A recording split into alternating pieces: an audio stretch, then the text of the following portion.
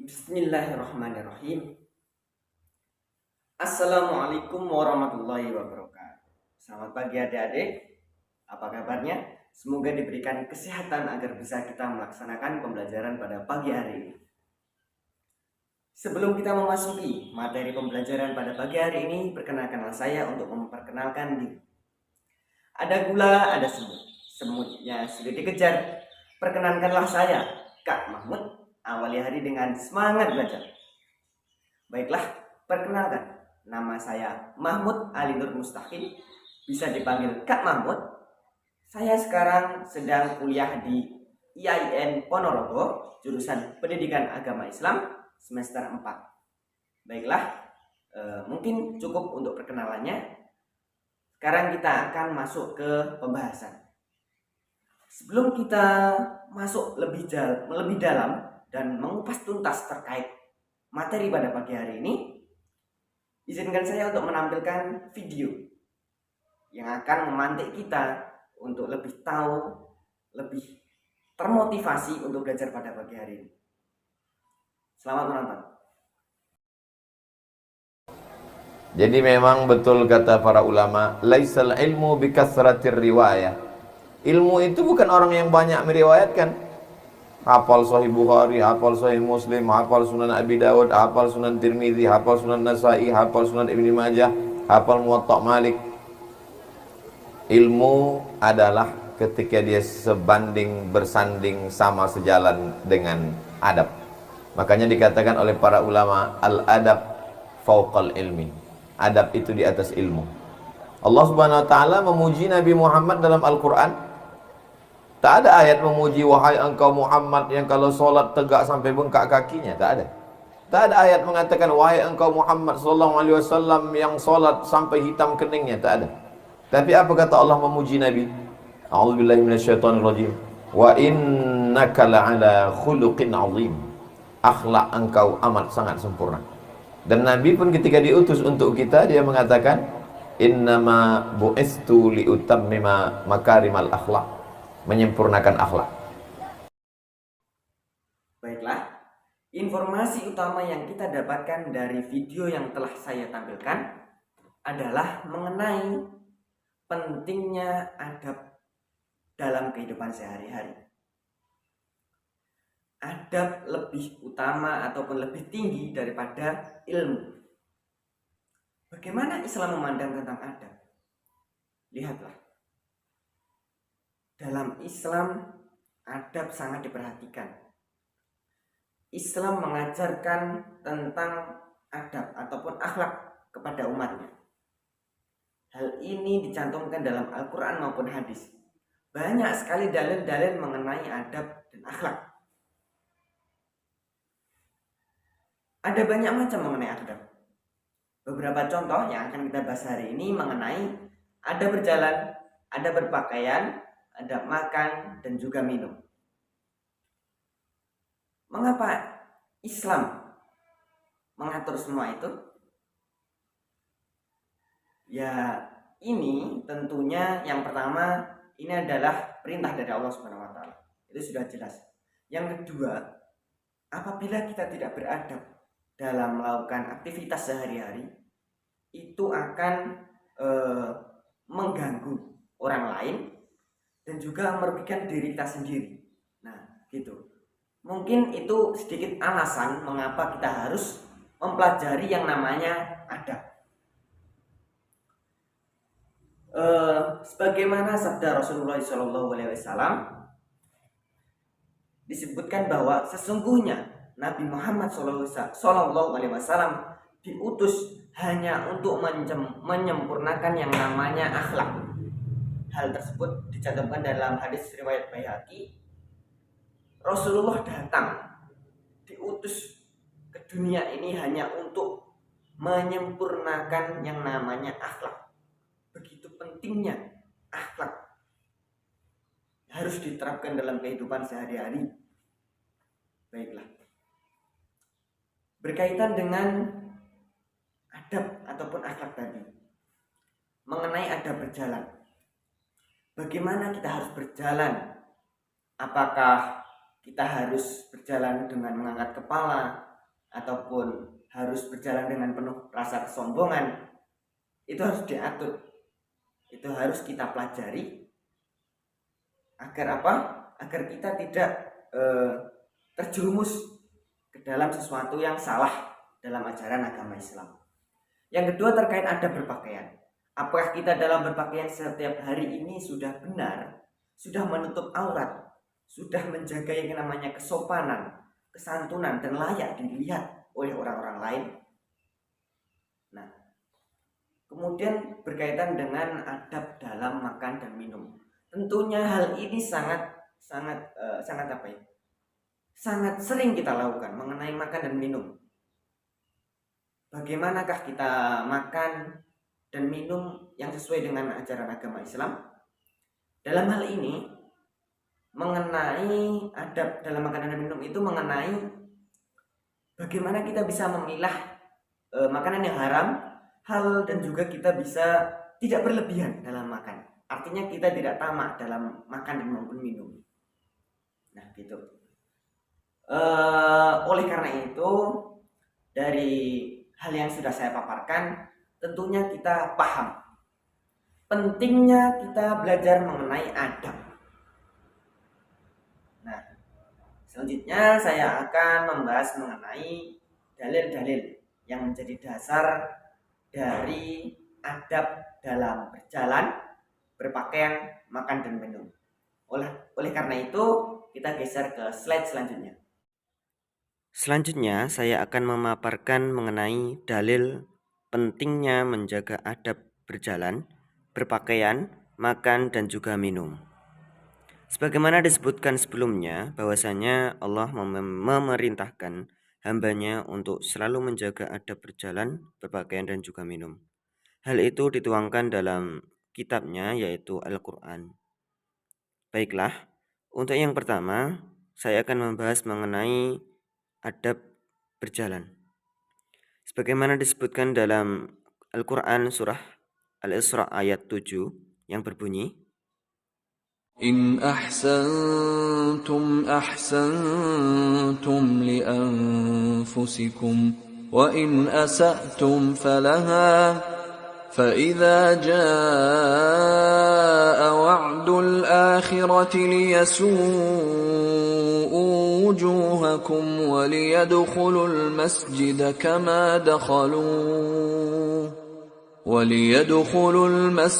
كما دخلوه أول مرة وليتبروا ما علوا تتبيرا.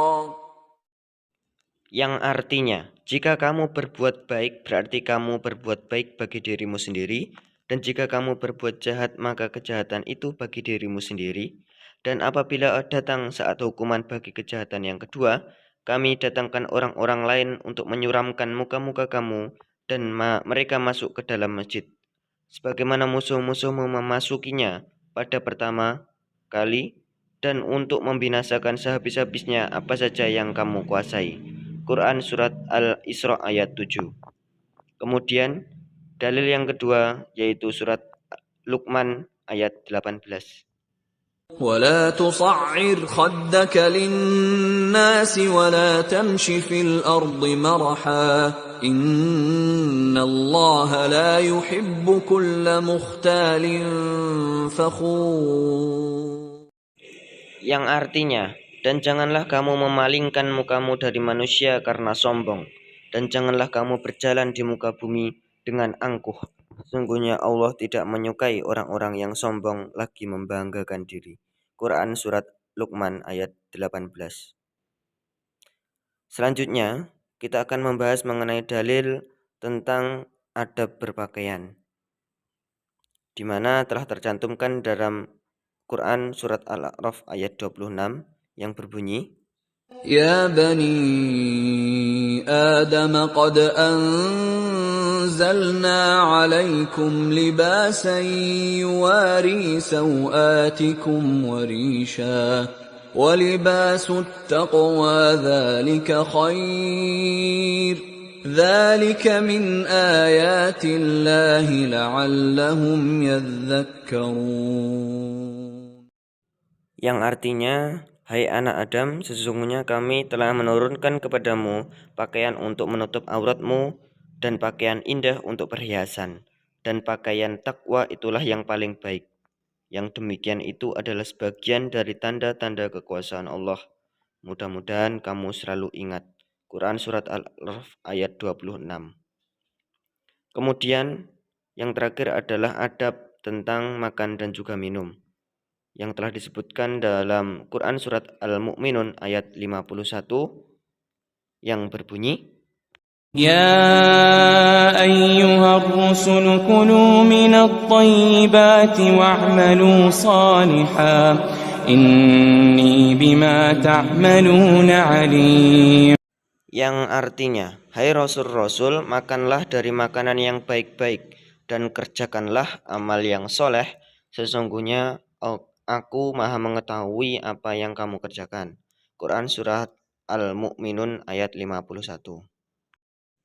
Dalil yang lain mengenai adab makan dan minum tercantum dalam Quran Surah Al-Baqarah ayat 168 yang berbunyi, يا أيها الناس كلوا مما في الأرض حلالا طيبا ولا تتبعوا خطوات الشيطان إنه لكم عدو مبين. yang artinya, hai sekalian manusia, makanlah yang halal lagi baik daripada yang terdapat di bumi, dan janganlah kamu mengikuti langkah-langkah syaitan, karena sesungguhnya syaitan itu adalah musuh yang nyata bagimu. Quran Surah Al-Baqarah ayat 168. Mungkin cukup terkait pemaparan dari dalil-dalil mengenai adab berjalan, berpakaian, makan, dan juga minum.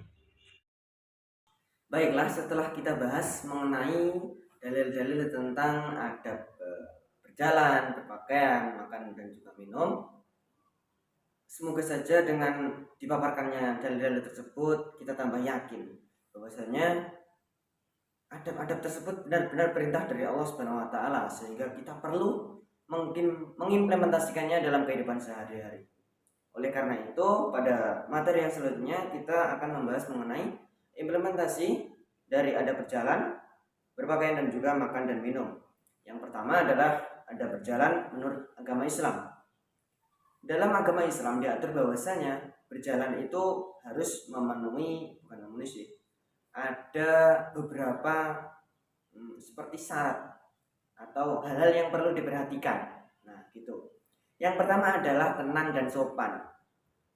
Yang selanjutnya adalah badan lurus dan kepala sedikit menunduk, berjalan secara normal, menciptakan kenyamanan ketika dalam berjalan, jadi jangan sampai mengganggu orang-orang yang ada di sekitar kita. Yang selanjutnya adalah mempunyai tujuan yang jelas, tidak semrawut ataupun berjalan sesuka hatinya. Kemudian boleh berhenti jika ada keperluan. Jadi kalau ada keperluan bolehlah berhenti. Begitu. Kemudian tidak mencari perhatian saat berjalan. Tidak berjalan dengan angkuh dan sombong. Berjalan dengan normal saja, tidak perlu memamerkan apapun yang kita pakai ataupun gimana. Kemudian tidak berjalan sambil makan. Ini sudah jelas perintah dari Allah Subhanahu wa taala. Bahasanya apa? Ketika sedang berjalan itu tidak boleh sambil makan. Kemudian berjalan dengan fokus. Jangan sampai kita berjalan dalam keadaan mungkin mabuk ataupun sedang teleponan ataupun ya intinya harus fokus dengan jalannya. Jangan sampai kita teralihkan oleh yang lain sehingga kita tidak fokus dengan saat berjalan tadi. Kemudian tidak mendahului orang lain. Di sini bahwasanya maksud dari tidak mendahului orang lain itu jangan sampai kita ketika berjalan dengan teman kita, ketika kita ingin lebih dahulu karena ada kebutuhan yang mendesak, kita tidak mendahulunya tanpa kata permisi. Nah, itu yang tidak boleh dalam Islam. Yang selanjutnya adalah ada berpakaian menurut agama Islam. Yang pertama adalah menata niat ketika berpakaian. Nah, apakah kita berpakaian ini karena Allah Subhanahu wa taala atau hanya untuk menyombongkan diri, menyombongkan apa yang kita punyai. Nah, itu. Yang selanjutnya adalah berpakaian memenuhi syarat menutup aurat. Sudah jelas ini bahwasanya perintah Allah kita berpakaian untuk menutup aurat. Yang ketiga adalah berpakaian yang bersih dan nyaman. Ini bertujuan agar tidak mengganggu orang-orang yang ada di sekitar kita. Yang ketiga adalah model pakaian sesuai dengan jenis kelamin. Jangan sampai anak laki-laki memakai pakaiannya anak perempuan. Nah, itu sudah jelas salah. Kemudian tidak berpakaian yang glamor, tidak bermewah-mewahan, tidak berlebihan dalam berpakaian. Itu juga menurut adab, itu juga termasuk dalam adab berpakaian. Kemudian berpakaian disesuaikan dengan acara ataupun kegiatan. Jadi kalau berpakaian untuk acara yang resmi, kita juga harus sopan dan mengikuti acara atau kegiatan yang ingin kita datangi. Kemudian tidak meniru model pakaian yang dilarang agama. Ini sudah jelas. Biasanya kalau kita berpakaian harus sesuai dengan aturan agama. Nah, itu sudah jelas. Kemudian pakaian hendaknya menyesuaikan usia. Jadi seumpamanya kita nanti sudah berumur 80 tahun ataupun lansia, jangan sampai kita memakai pakaian anak-anak remaja. Nah, itu kan dilihat tidak layak gitu ya. Kemudian mendahulukan tangan kanan dan berdoa. Ini juga termasuk aturan yang diperintahkan Allah Subhanahu wa taala, bahwasanya kalau ini berpakaian itu yang didahulukan adalah bukan tangan kanan sih, sebelah kanan, dan juga dilanjutkan dengan berdoa. Seperti itu. Kemudian yang selanjutnya adalah mengenai adab makan dan minum menurut agama Islam. Yang pertama adalah sebelum makan dan minum kita harus berdoa. Berdoa atau bisa dengan cukup membaca Bismillahirrahmanirrahim, itu pun sudah cukup sebenarnya. Kemudian yang kedua adalah menjaga kehalalan makanan dan juga minuman. Jadi yang kita makan dan minum itu harus halal. Jangan sampai kita makan ataupun minum dari barang-barang yang haram. Nah, jadi gitu. Yang selanjutnya adalah makan dan minum dengan duduk. Ini sepertinya sudah dijelaskan pada adab berjalan tadi. Kita harus makan dan minum, jangan sambil berjalan, berlari, ataupun yang lainnya. Yang selanjutnya adalah menggunakan tangan kanan. Jadi kalau bisa kita harus menggunakan tangan yang bagus atau tangan kanan. Ini dikecualikan kepada orang-orang yang sudah kidal ataupun terbiasa dengan tangan kiri, gitu ya. Kemudian tidak berbicara saat makan dan minum. Ini juga aturan dari Allah Subhanahu wa taala. Hendaknya ketika kita makan dan minum harusnya diam, fokus dengan apa yang kita makan dan juga minum. Selanjutnya tidak mencela makanan dan minuman. Ini tujuannya agar apa? Kita harus mensyukuri makanan dan minuman yang ingin kita makan. Jangan sampai kita mencelanya, mungkin karena tidak enak ataupun gimana. Kita mensyukurinya apa yang kita dapat. Gitu ya. Yang selanjutnya adalah makan mulai dari pinggir dan baru tengah. Artinya apa? Kita kalau di meja besar banyak sekali makanan, yang kita ambil dulu adalah yang paling pinggir. Artinya yang paling dekat dengan kita. Jangan sampai kita mengambil makanan yang paling tengah. Gitu. Tidak meniup-niup makanan dan minuman. Ini juga termasuk dalam aturan Allah Subhanahu wa taala. Kita dilarang untuk meniup makanan dan juga minuman kita. Lainnya adalah makan dan minum tidak terlalu kenyang. Ini berhubungan dengan agar kita tidak tamak. Intinya itu. Jadi kita tidak boleh makan dan minum dengan terlalu kenyang atau berlebihan gitu kan. Yang terakhir adalah mengakhiri makan dan minum dengan bacaan hamdalah, alhamdulillahirabbil alamin, sebagai wujud kita bersyukur kepada Allah atas rezeki yang telah diberikan kepada kita.